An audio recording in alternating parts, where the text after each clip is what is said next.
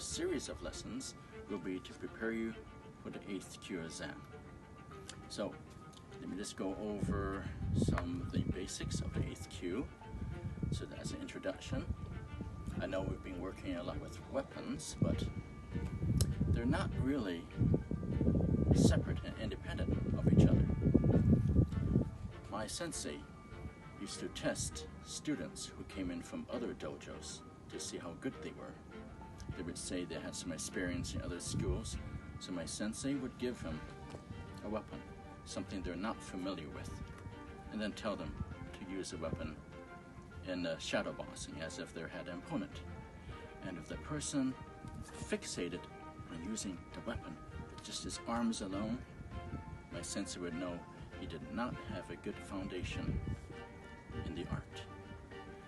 So using the weapons and unarmed combat, they're very closely related.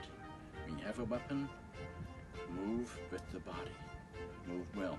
Don't just rely on your arms swinging the weapons around. With that, let me give you a summary of 8th Kyu.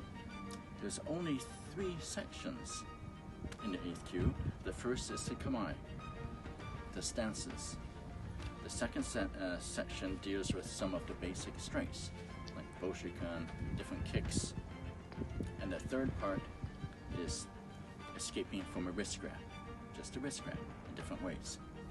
So next week we'll begin with the kamae, and then we'll cover the different strikes, and finally end with tehodoki, wrist grabs.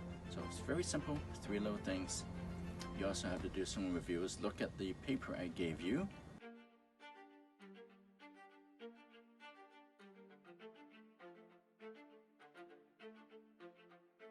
So we can also include what weapons need to be done.